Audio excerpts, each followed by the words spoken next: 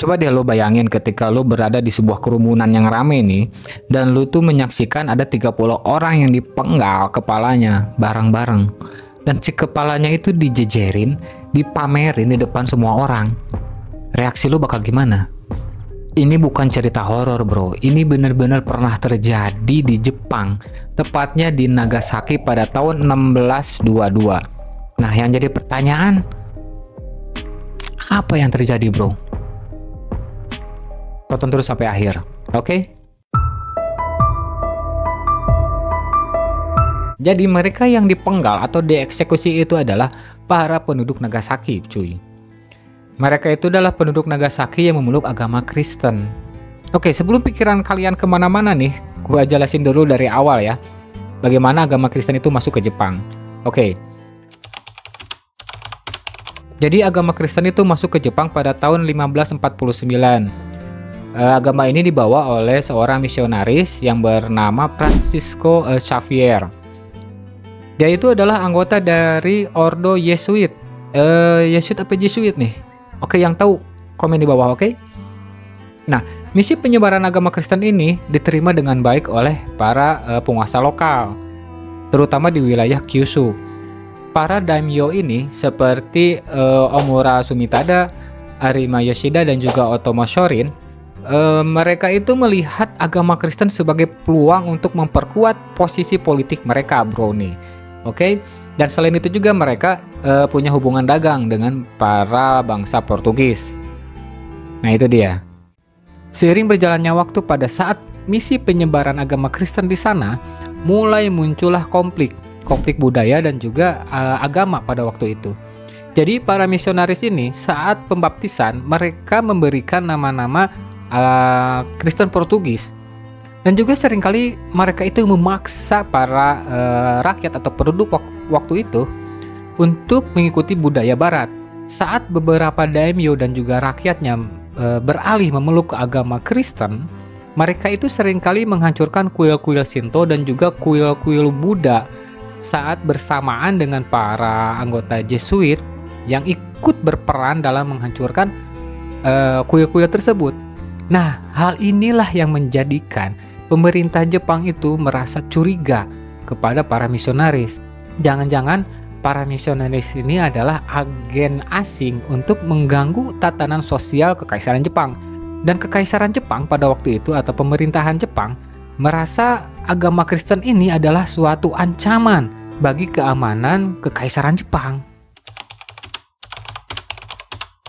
Pada awalnya, Oda Nobunaga melindungi para misionaris Kristen. Akan tetapi, Toyotomi Hideyoshi mulai curiga nih dengan niat para misionaris tersebut. Akhirnya, pada tahun 1587, Toyotomi Hideyoshi mengeluarkan sebuah dekrit. Dekrit ini bernama Dekrit Veteran.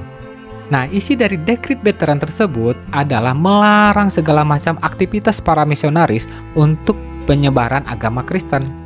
Karena Toyotomi Hideyoshi percaya bahwa misi sebenarnya para misionaris adalah merubah seluruh penduduk Jepang untuk memeluk agama Kristen dan mulai untuk menggulingkan Kekaisaran Jepang dan juga menjadikan Kekaisaran Jepang sebagai koloni asing. Nah, setelah Hideyoshi menaklukkan Kyushu, Hideyoshi mulai mengunjungi Hakodate nih.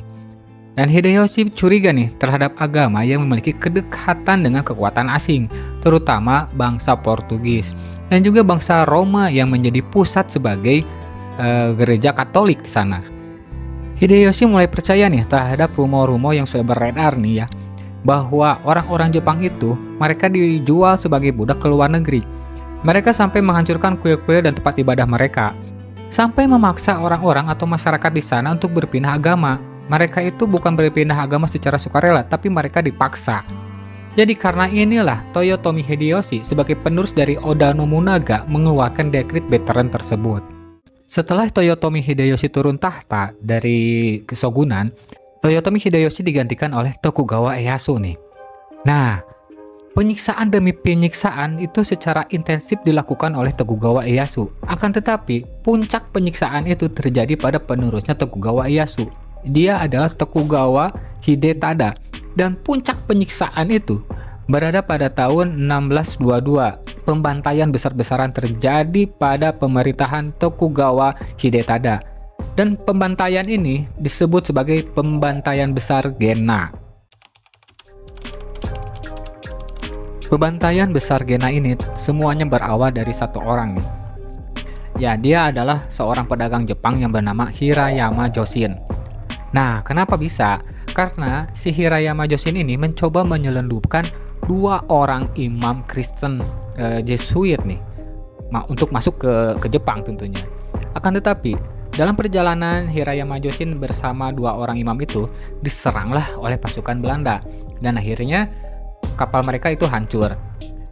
Dan 2 orang imam itu ditangkaplah sama tentara Jepang gitu kan, bersama prajurit-prajurit Jepang. Nah, disinilah mulai berawalnya. Di saat ditangkap, mereka mengakui bahwa mereka itu adalah seorang imam Kristen yang berasal dari Portugis. Nah, karena pengakuan imam inilah yang menjadikan pembantaian besar-besaran umat Kristen di Jepang itu terjadi. Nah, pada awal abad ke-17, tepatnya pada bulan September tahun 1622, tepatnya di sebuah bukit yang bernama Nishijaka di Nagasaki, sekelompok besar umat Kristen itu dikumpulkan nih, rame-rame mereka dikumpulkan di sebuah bukit untuk menyaksikan eksekusi besar-besaran. Dan mereka dipaksa untuk menonton para umat Kristen yang dieksekusi tersebut. Mereka dieksekusi dengan cara yang sangat kejam.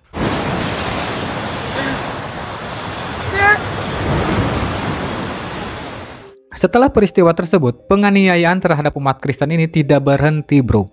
Malah makin brutal.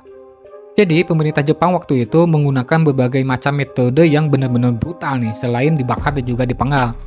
Salah satunya seperti disiram dengan air yang mendidih, ditenggelamkan di air yang beku, hingga menggantung mereka nih, jadi kepala yang terbalik. Jadi si kepalanya itu berada di WC, berada di kotoran manusia. Jadi orang-orang yang dianggap pemeluk agama Kristen itu dipaksa disuruh untuk menginjak patung Yesus atau Bunda Maria.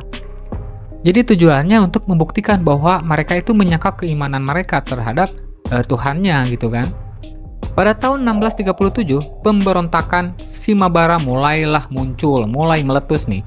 Nah, si pemberontakan ini dipimpin oleh seorang petani Kristen yang marah karena penindasan dan pajak yang sangat tinggi. Pemberontakan ini berhasil diredam nih ya. Mereka itu dikalahkan oleh pemerintah dan mereka membantai habis 37.000 pemberontak. Setelah kejadian itu, praktisi atau penganut agama Kristen itu otomatis lenyap dari Jepang. Meskipun ada beberapa penganut agama Kristen yang secara sembunyi-sembunyi melakukan ibadah mereka. Jadi mereka itu diam-diam melakukan ibadah mereka, dan mereka itu disebut Kristen tersembunyi atau disebut Kakure Kirishitan. Para penganut rahasia ini sering menyembunyikan simbol-simbol atau ikonografi Kristen mereka nih di bangunan-bangunan yang tertutup, lentera, atau bahkan bangunan yang tidak mencolok seperti Kastil Himeji. Nah, di Kastil Himeji mereka menyimpan simbolnya itu di atas genting-genting nih, atau di atas genteng lah, buat beribadah mereka di sana karena saking mereka itu ketakutan gitu. Nah, kemudian pada abad ke-17 setelah era pembantaian besar Gena terjadi, Jepang itu menutup diri. Nah, Jepang itu masuk ke era Sakoku. Apa itu Sakoku? Jadi, Sakoku itu adalah Jepang benar-benar memutus dirinya atau negaranya terhadap dunia luar. Mereka menutup rapat-rapat perbatasan-perbatasan mereka nih. Nah, awalnya era Sakoku itu berangsur cukup lama, dimulai pada tahun 1639 sampai 1853. Jadi periode ini memang cukup panjang gitu kan, era Sakoku ini. Jadi benar-benar Jepang itu menutup rapat, mengisolasi diri rapat-rapat terhadap dunia luar karena mereka khawatir akan penyebaran agama Kristen itu.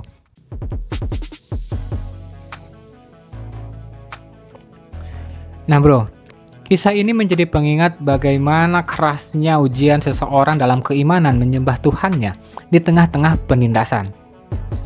Itu dia. Kalau kalian ingin tahu cerita detailnya tentang sejarah ini, kalian bisa membaca novelnya nih dengan judul Silence karya Sukaku Endo.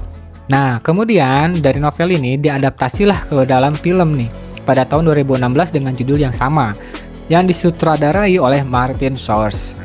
Nah, jika kalian sudah membaca atau menonton filmnya nih atau novelnya nih, kalian bisa tulis di kolom komentar nih bagaimana tanggapan kalian sih tentang semua itu. Atau jika kalian punya tanggapan atau referensi yang lain, kalian bisa tulis juga di kolom komentar nih. Oke? Nah, jangan lupa untuk like dan subscribe video ini. Dan sampai jumpa di video berikutnya. Thank you.